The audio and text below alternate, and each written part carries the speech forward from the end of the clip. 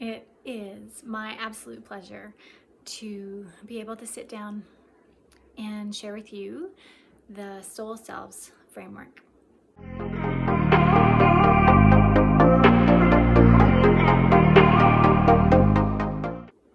It has been something that has been with me for a couple of years, but I haven't really shared a lot about it. I have it on my website, and there is a description of each soul self in one of the blogs. But it goes so much deeper than that, I'm realizing, and I cannot not talk about it anymore because I feel that it is such a powerful framework that can be applied to every aspect of our lives. And the more I explore how the framework interacts with these different aspects, the more excited I get about the tool that it is and that it provides to all of us. I've done a presentation with it in regards to self-love, and I am exploring it in terms of how it relates to grief. And I'm also looking at it from the angle of wealth and prosperity. And I know that it is going to be something that impacts our relationships and, again, every aspect of our lives. So what are the soul selves, and what is the soul self framework? It is a series of markers, I'd like to say, along the soul and ego continuum, as I call it. So if the ego were at one end and the soul were at the other, then there would be these 5 markers that sort of span the distance between them. And at any given time, we are present on this continuum, and these markers sort of help us identify where we are. We can move from our ego to our soul very quickly, or we could stay in one of these markers for years at a time. We may find ourselves shifting back and forth between a few or all of them within a matter of a day, matter of an hour, or maybe for years and years we are just completely unaware that there is any sort of ego or soul at all. But I think when we begin to start having our own spiritual awakening, we become in tune with these markers, whether or not we know they're there, or whether we not know the names of them. There are certain identifying behaviors and identifying features and actions that we all have that relate back to each one of these soul selves, as I call them. So the first one is the bodily self, and this is essentially when we're most rooted in our ego. It is a place where we feel like a victim a lot of the time, and we hear ourselves saying things like, if only that other person would do something or stop doing that thing, then I would feel a lot better. And there's a lot of blaming going on and a lot of outward validation that is being required in order to feel some sort of sense of happiness or some sort of sense of progress. And we are, when we're in this bodily self, we're often feeling very uncomfortable most of the time, and we don't realize it.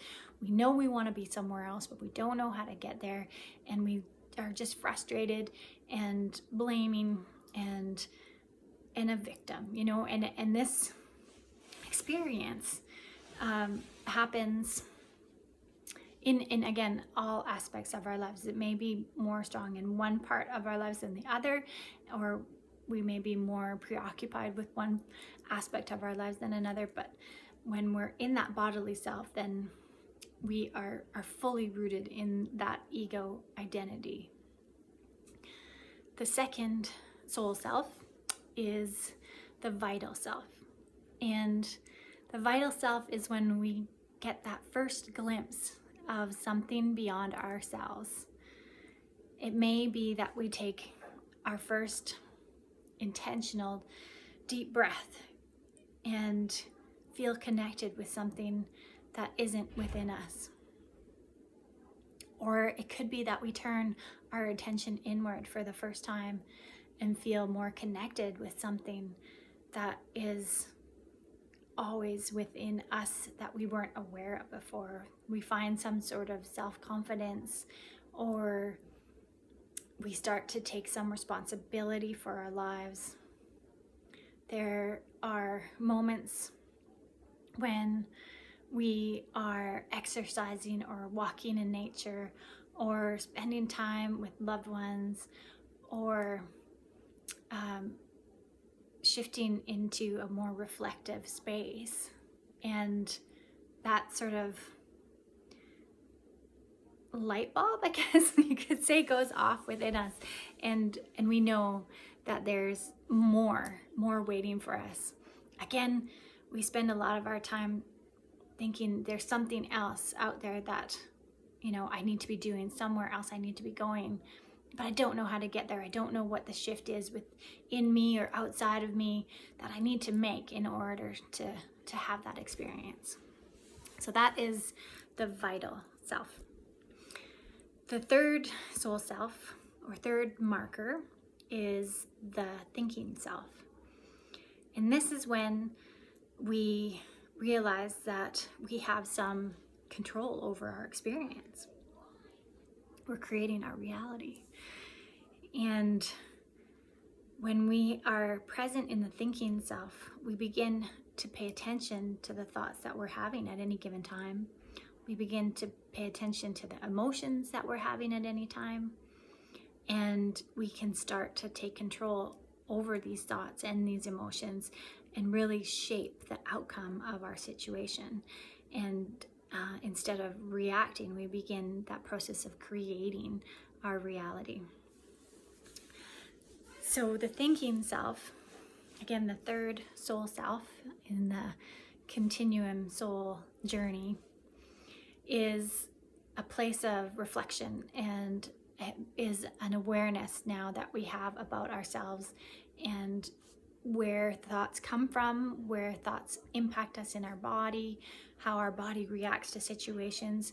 We start to notice that we have triggers, that we get angry or upset or saddened or even depressed by, the foods that we're eating, the company that we're keeping, the behaviors that we have. And we begin to look at how we can eliminate things so that we can have a better and more fulfilling experience. We're not necessarily in control of these things all the time, but in our thinking self, we are aware that these things are available to us in order to start to make changes. The fourth soul self, or the fourth marker, is the observer self. And the observer self now has taken what the thinking self knows and stepped back from it and removed themselves from that ego place and is now looking from another perspective at the person that we are and watching and sort of calibrating each of our decisions and each of our reactions and taking it all in from a wider lens to be able to create and shift our expansion from an even greater place. The observer self has that sixth sense of awareness and can look at the thoughts that we're having and the emotions that we're having and the actions that we're taking and be able to not blame, not have any judgment of, but simply just watch it unfolding. And ideally, the observer self is just accepting of the behavior of the situation and knows that there is a lesson that is gained from all of these experiences that we're having moment to moment. As we shift from that bodily self into the vital self, into the thinking self, into the observer self, we are becoming more and more present in the moment, in the present moment. And we're not thinking so much about the past, we're not thinking about the future. Instead, we're recalibrating ourselves to be present in the moment, in the now. We're bringing our awareness to our body, we're bringing our awareness to our breath. We're making conscious decisions for how we can behave and feel better and be more authentic more and more of the time. And finally, the last soul self is the transcendent soul self. So we had the bodily self, the vital self, the thinking self, the observer self, and the transcendent self. And the transcendent self is when we're fully in our soul self. We are in our higher self. We are aligned with our inner being. We're aligned with source energy. We are aligned with God. Any of the definitions, any of the names that you resonate with, this is the transcendent self. And we can go into the transcendent self for, just a split second, or maybe we can have a prolonged period of time there for hours and hours at a time. But once we have that experience with the transcendent self, we know that there is something more to our existence, something more to our being. There's purpose, there's meaning, there is intention, and we want to go back there more and more of the time. And this beautiful space is one of overflowing energy, overflowing love, overflowing awareness. And we can fill ourselves up on that when we're in that transcendent space, and then overflow it to everybody else around us.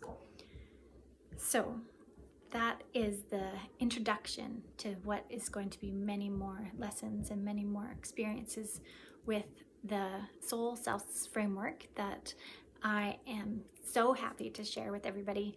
And I have so much more that I want to say. Notes and books and things are flowing out of me in terms of where this Soul Self Framework is going to take us, and what a gift it is going to be to all of us to be able to be seen in those moments and in those aspects of our lives, and know that it's just a simple continuum that we can be on at any given time, and there's no right or wrong place to be. It simply is just where we are at in this moment. Thank you for tuning in, and I so look forward to sharing more with you in the future.